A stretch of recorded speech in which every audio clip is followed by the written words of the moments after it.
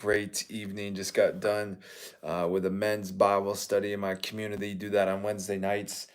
Just something really powerful that we do. So, man, it's great to be in community. Great to be known. Great to know other people. I think if we want to sharpen one another, we want to be sharp. We have to be willing to be sharp, and we have to be willing to be vulnerable. We got to be willing to get in community. So, very excited to be done with that today. Awesome group of men. Had some new people show up. So always exciting to get new people in the room and start building community. But I had this analogy that I wanted to run by you guys. So I got my new book, um, The Secret Life of Trees, and I've been reading that. And this one tree stood out for me, the acacia tree in South Africa or sub-Saharan African something or other, but it's an acacia tree.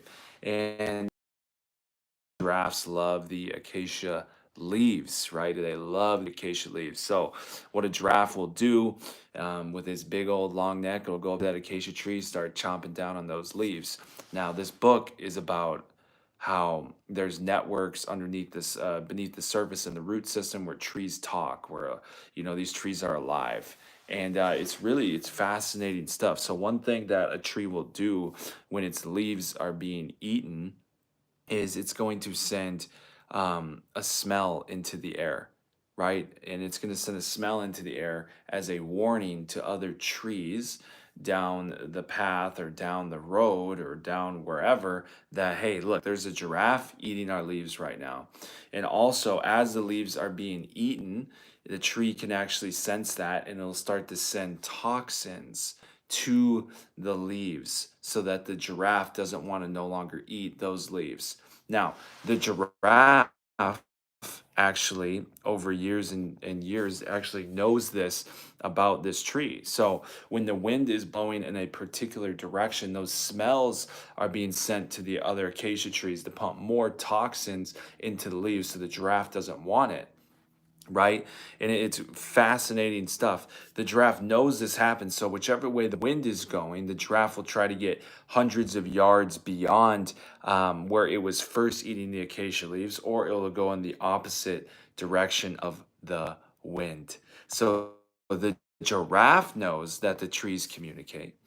The giraffe knows that there's a whole nother level of communication that's happening between these living trees, right? It knows enough to go far enough beyond the smell, and it knows enough to go in the opposite direction. So there's definitely something happening here. These trees are alive, these trees communicate, these trees are living organisms. They will send a smell so that other trees can smell it and know that, hey, we need to pump the toxins into our leaves right now so that we can kill off or help our defend ourselves so that our acacia leaves don't get eaten. Now, what does this all have to do with life, right? I want you just to think about this. So if a tree can send a smell to another one to emit toxins, can't God send his Holy Spirit to somebody else to give you a warning, right? Because the acacia tree is going to send a smell to the other acacia trees to send toxins to protect itself. Now, if that can happen, can't God send his spirit to somebody else to give you a word of encouragement or to give you wise counsel that you need? That's what I'm here to tell you tonight. If acacia trees can sense danger by smell and emit toxins, why can't God send his spirit and to somebody else and prompt them to tell you something that you needed to hear?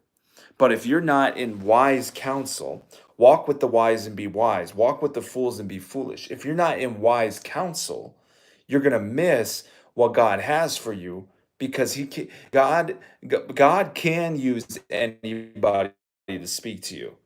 He definitely can use anybody to speak to you. He can slap you upside the face with anybody. But the source sometimes matters. So God would prefer to use somebody that you trust because information and a spirit-led prompting from somebody you trust is actually going to be received by you better, right? So if you get the same information from two different sources, one of them you don't even know versus one of somebody that you trust, you are going to perceive that information differently. So God will literally send his spirit to prompt somebody else to tell you something, so that you can receive the word that you need to receive, so that you can actually be protected from what the enemy is trying to do to you. The enemy is the giraffe eating the acacia leaves, right? It's the smell that is sent that tells the other trees to protect yourself and send toxins into the leaves. And then it sends toxins into the leaves so that the giraffe doesn't like the leaf anymore. God will send spirit to somebody else to tell you something that you need to hear to protect you from the enemy, to protect you from a bad decision, to protect you from something that you can't even see, right? But the spirit is bigger than any of the six senses. It's bigger than smell, it's bigger than taste, it's bigger than hearing. The spirit is far bigger than any of them because the spirit created them all.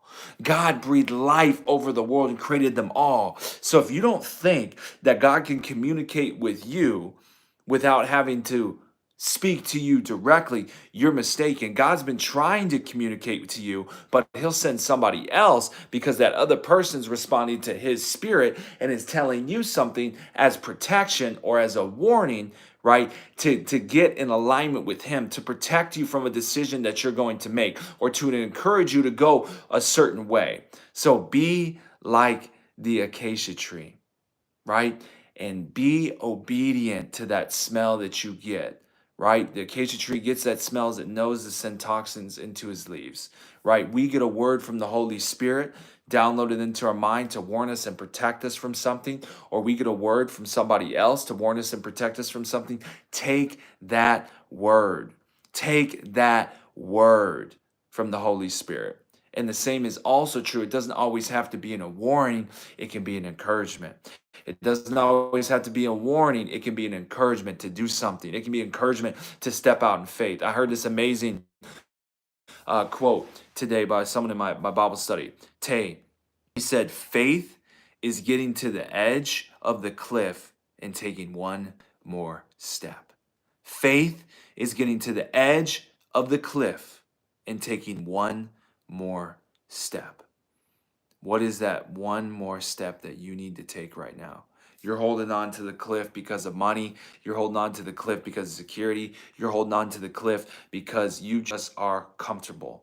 But faith is taking another step when you can't see the edge anymore. Exercise your faith. Listen to the promptings of the Holy Spirit.